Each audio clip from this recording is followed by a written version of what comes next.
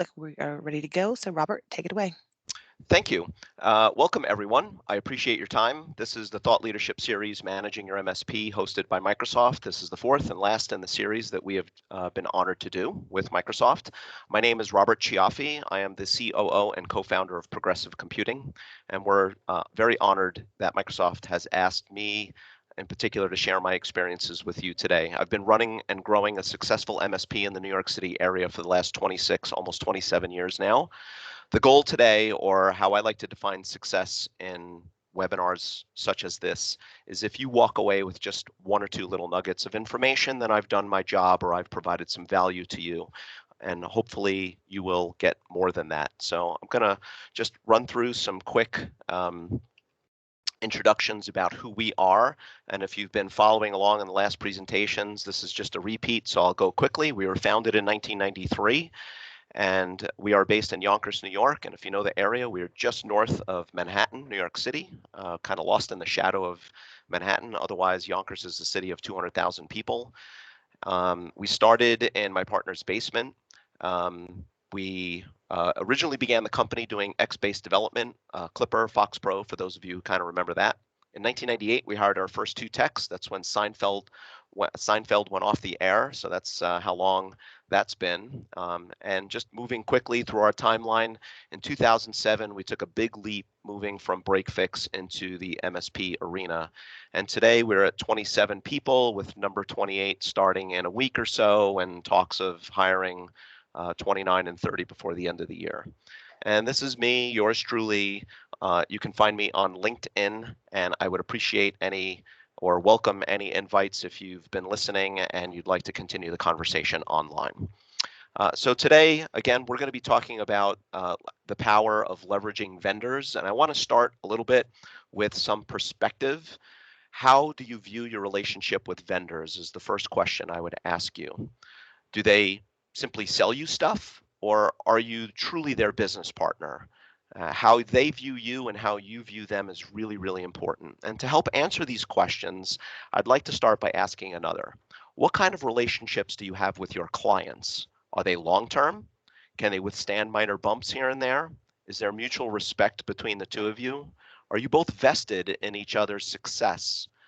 Or how about this one? If something goes wrong, are they just going to immediately fire you or pick up the phone to talk and work through that issue? Hopefully it's the latter, right?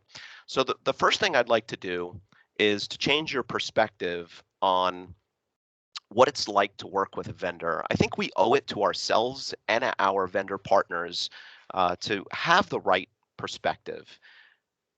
What I mean by this is that vendors are key to your success. And like clients, your success and failures are going to be mutual. Vendors also have resources and expertise that you don't, and we'll talk more about that in a bit. But that's a very important thing for you, for all of us MSPs to recognize that there's a lot of hidden value within vendors that most of us don't take advantage of. Vendors have a business to run too. So let's be mindful not to waste their time or be overly demanding. Does that sound familiar? Do you got any clients like that demand everything from you but want to pay for nothing? So then why do some of us decide to treat vendors in the same manner? I know most of us don't, but I have encountered people who do. So like you and like me, they make mistakes. So focus on the relationship and not the transaction at hand. They're investing you as much as you're investing in them.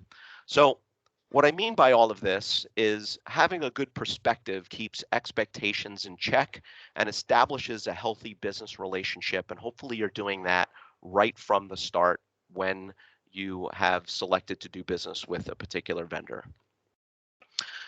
I want to talk now a little bit about the benefits of partnering with a vendor. What does that really mean? Now, none of this is necessarily new, but I think it's worthy of reinforcing because I see amongst my peers and my friends who are running MSPs all across the country, and I really mean that. I have a lot of friends in this business. Most MSPs know that they should be doing these things, but we often don't, and we're all full of lots of excuses why we don't. But let's talk about the things that are truly beneficial to your business. The first thing is training. I think it's a big issue for MSPs. Keeping your team up to date is always a major challenge. There's tons of online resources that most vendors have in helping you train your technicians so that they can do their jobs properly with the tools or services that you're reselling. And some even have sales engineers that'll visit your office for fast track type training. So if you're in a more major metro area, or even if you're not, if you can somehow get somebody to come out to you or come to you electronically, remotely, right? Um, that's a wonderful way to leverage the partner, the vendor partner relationship.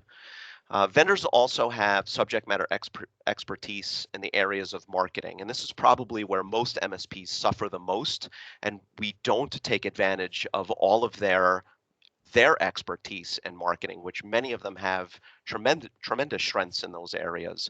They've got co-branded material, white label materials, social media templates, event materials, white papers, cool infographics, which I'm a big fan of. I kind of like, think a picture is worth 1,000 words sometimes.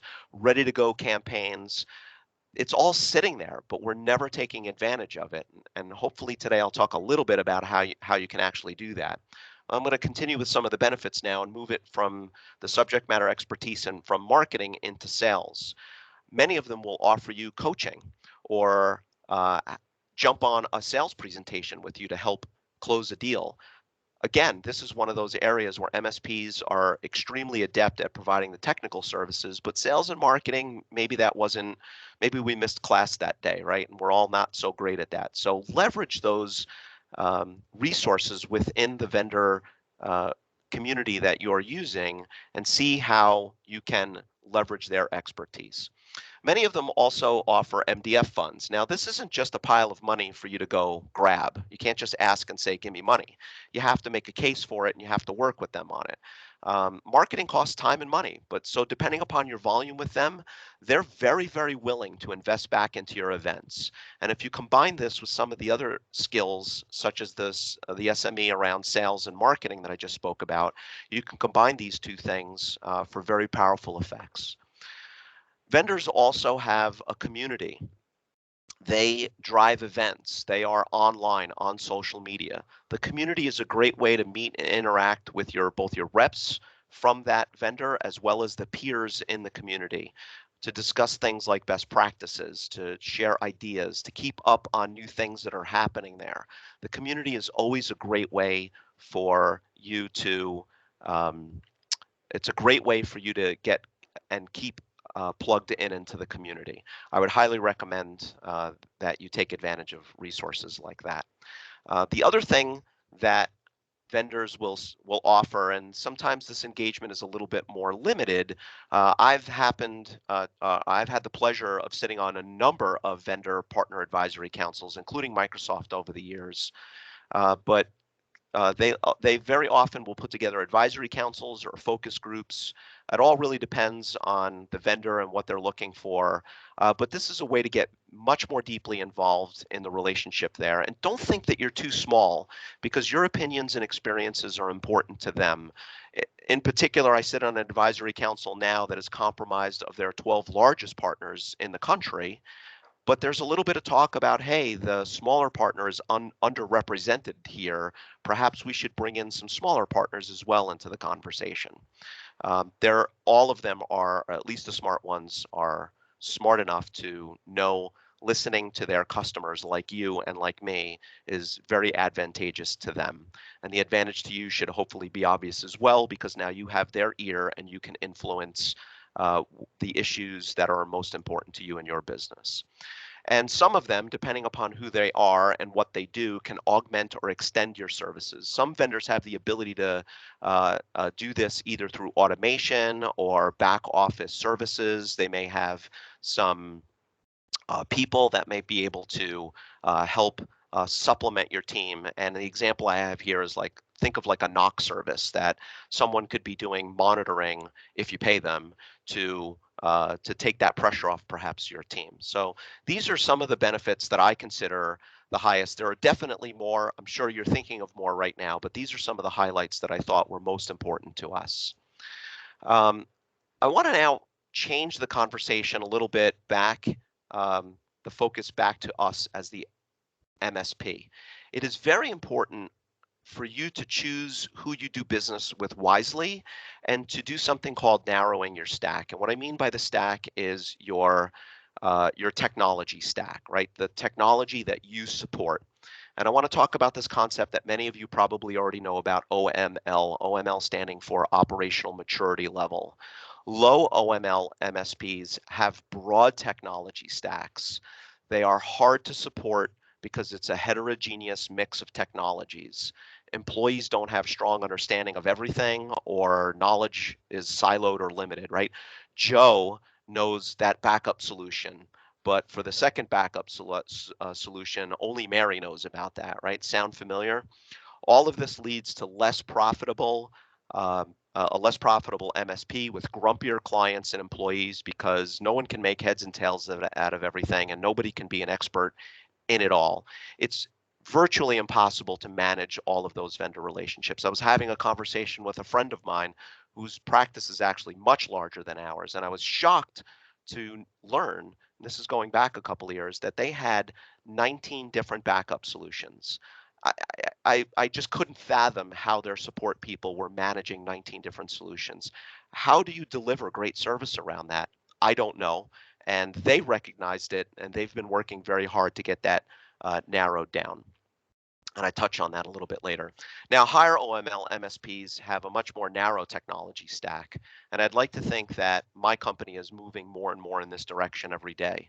It's easier to support uniform clients, right? Your technicians know, and I'm going to keep using the backup technology or disaster recovery technology. If a ticket comes in and somebody needs to restore a file, everybody knows that same technology. There isn't any guessing about how to do it, or all the documentation is unified. It's easier to train people, right? And these MSPs tend to be more profitable, that have happier clients because you're able to service them faster and better, and happier employees because they're not pulling their hair out trying to figure things out every day. And it's much easier to manage the vendor relationships because there tends to only be one or two, right? The vendor reaction here is the winner will absolutely love this, of course, but the loser not so much. But this is about choosing wisely and running your MSPs. This is not a presentation to benefit vendors at the moment. So the behaviors that a high OML MSP is that they document and publish these standards to their clients and work with them to move everyone towards 100% compliance. For us, it's a perpetual motion. We're not at 100%, but we're constantly pushing people towards this 100% compliance utopia. We create roadmaps for compliance when onboarding new clients, and perhaps even force that upfront change. And believe it or not, clients actually want this, right? Because they're interested in what? They're interested in their systems working. They're not so emotionally vested in the technology as much as maybe you might be or I might be, or that you think they are. They're just not. So again, I'm going to continue with the disaster recovery technology. We have one vendor that we use. 100% of our clients are on that platform, and we require, not ask, but we require all new accounts to use them too. But converse to that, we currently support multiple wireless access technologies. Now we have one that we prefer, and we're trying to move as many people in that direction as possible, but sometimes you just have to support what a client already has. So I don't want to make it seem like, progressive computing and Robert, that's like they only have one vendor for everything. I mean, we've got our warts too. The takeaway here is determine what is most important to you and what will have the most impact. And you just want to keep moving from the left side of that screen to the right. I want to talk a little bit now about how to pick a vendor. How do you engage with a vendor? So you might be in the market for a new vendor, or there might be something new that you're not doing yet, and there's a couple of choices. So not every vendor thinks, behaves, or cares the same as the others. So you want to be very careful about whom you form your alliances with. And this is especially true if you subscribe to that whole high OML method of just using one vendor per solution, right? Because if you pick the wrong one, you could find yourself in a lot of hot water and perhaps, regretting that decision. So in the channel, Are they, so these are some of the criteria that we use and some of my friends use, and I've learned a few things from some of my friends in this business. Criteria that we use now to vet a new vendor. And first and foremost, are they channel only or are they channel friendly? I'm sure you can think of some vendors that will go sell direct to your customers. Is that who you want to do business with? The answer may be still yes. I'm not saying that you shouldn't, but I'm saying that you should consider these things. Some vendors have minimums or tiering, and this could be an impediment to starting a relationship, especially if you're on the smaller side.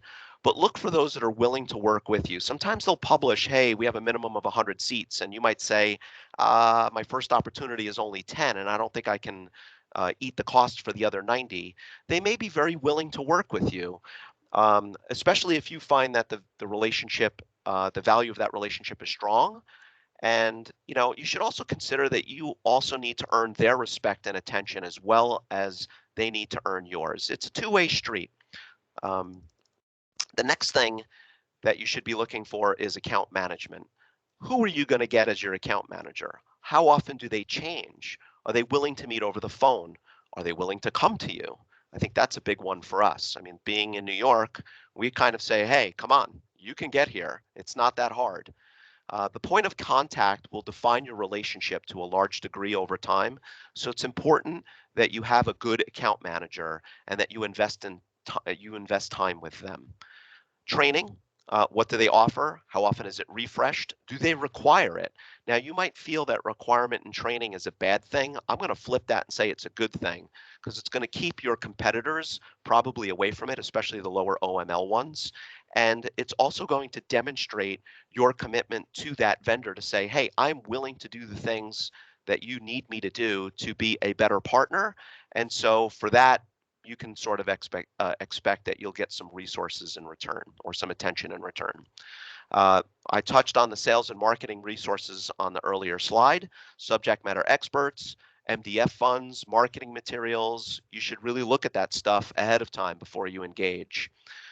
Corporate viability, how long has this partner been around or this vendor been around? Are they proven? Who founded the company? When? What does their leadership team look like? Do you ever look at their resumes, go to their LinkedIn profiles? I do. How big are they? Where are they located? These are all questions you should be asking yourself. Now, Microsoft, we don't need to vet them because we know who they are and, their name speaks for itself. But some of the smaller players, you may not know, and you should find out a little bit more about who you're doing business with. Community, what are your peers saying about them? How vested is this vendor also in the MSP community? Do they actually show up for events? Are they very hard, sales driven? Do you feel like, they're constantly beating you over the head to buy their product, or are they more interested in a conversation with you? Those are things that are going to resonate with you, hopefully.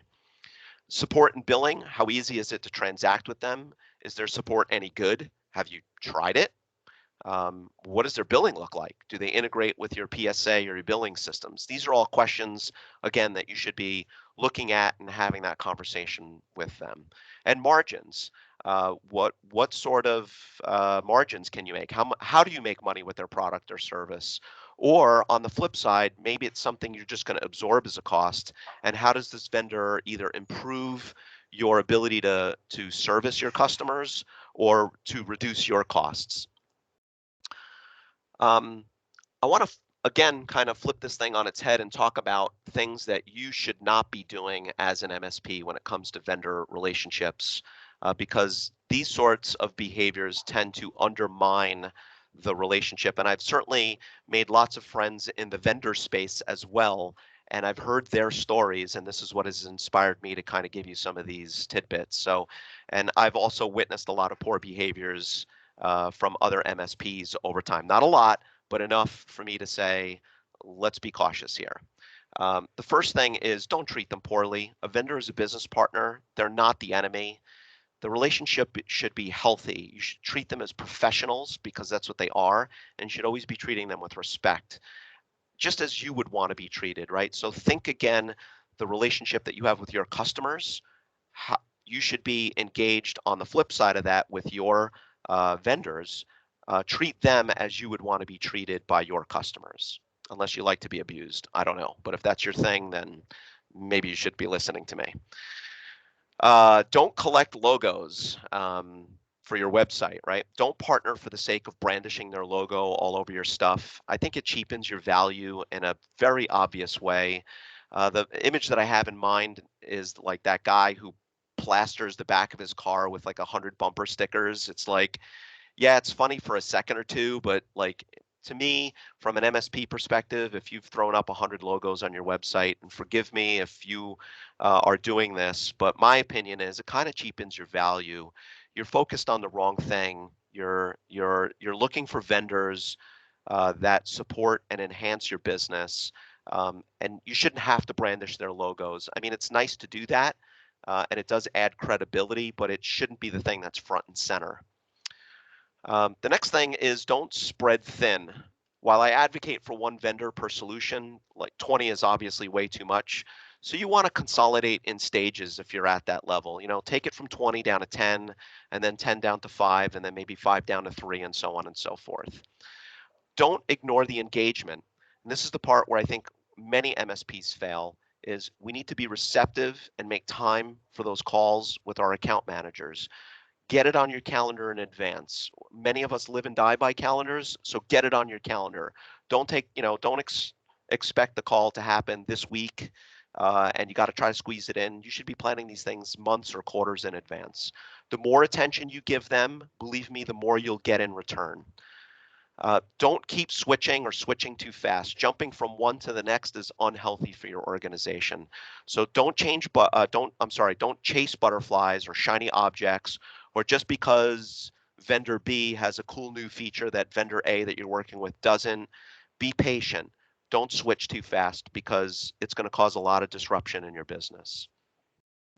And don't accept mediocrity, right? If the relationship becomes mediocre or their solution becomes mediocre, I mean, there may be a time when it comes to switching, but because remember, your ultimate allegiance is to your client, not the vendors. So you need to be able to hold your vendors accountable and work with them. Don't underestimate peer sharing either. I touched on this a little earlier. Engage on social media, go to in-person groups, go on the support portals. You can learn a lot from your peers just by asking good questions. And you know what? There's many of us out there who just love to share, me included. And don't ever think that you're too small. Some vendors give the impression you have to be large to engage. This is not always true. I think your positive attitude and your demeanor can overcome a lot of the initial engagement roadblocks.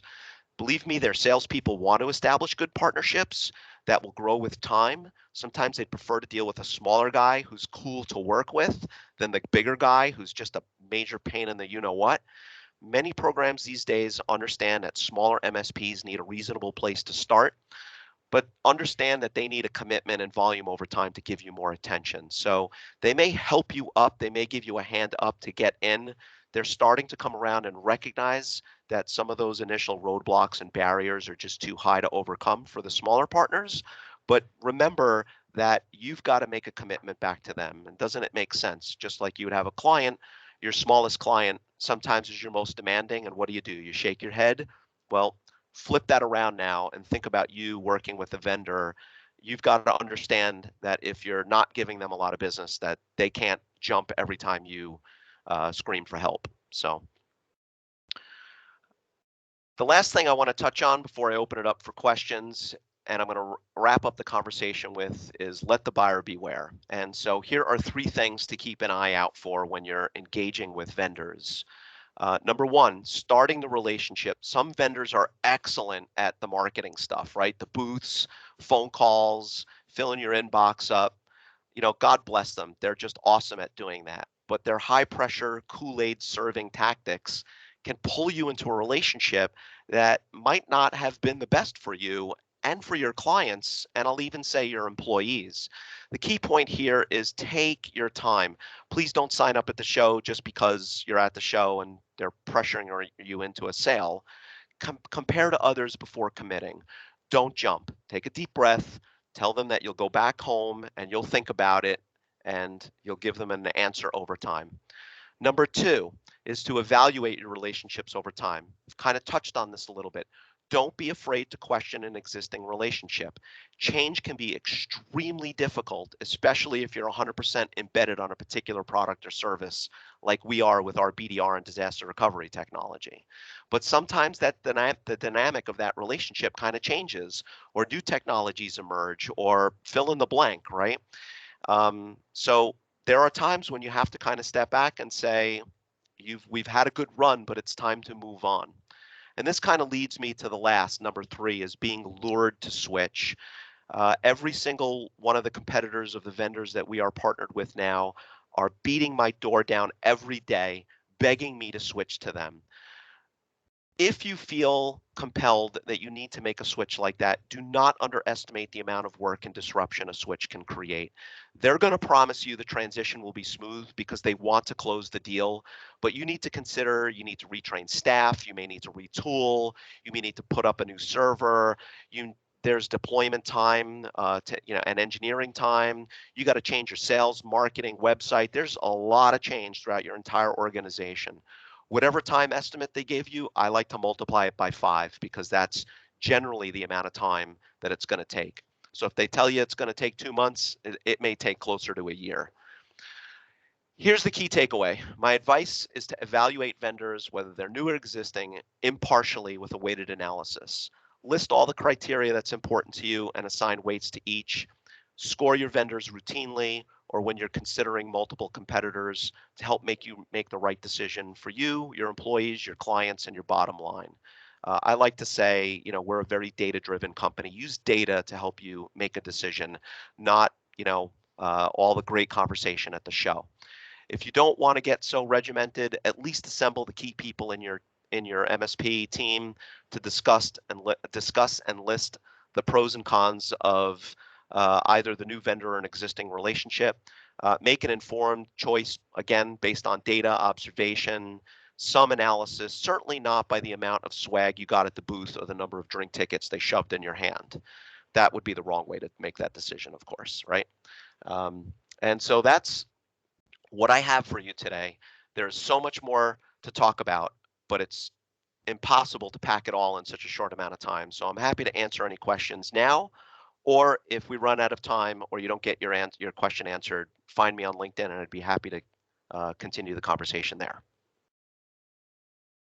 Awesome. Thank you, Robert. That was a certainly a packed presentation in 30 minutes. A lot of great content. A couple questions I had written down and you answered throughout the presentation, which was awesome. I do not see any additional questions within Microsoft Partner Community or in the chat window at this time. So if anybody would like to ask a question and come off of mute, you're welcome to do so. If not, we will conclude this presentation and have the oh, wait, I see something coming here. Oh, great presentation. Okay. So yeah, folks are just saying great presentation, great content, and we will be Thank you. sharing this on Microsoft Partner Community in the next couple of hours here. Thank you to all of those who are able to join the live call today and all those who will be listening in the future for the on-demand presentation. And again, thank you to Progressive Computing for partnering with us during this month and offering these 4 episodes. We greatly appreciate it. So thank you so much. And we will be in touch very soon. I'm certain we'll be offering another series in the future. Awesome. Thank you. I really am honored and appreciate the time that you've given me to help the community. Yes, absolutely. Thank you, Robert. Thanks, everybody.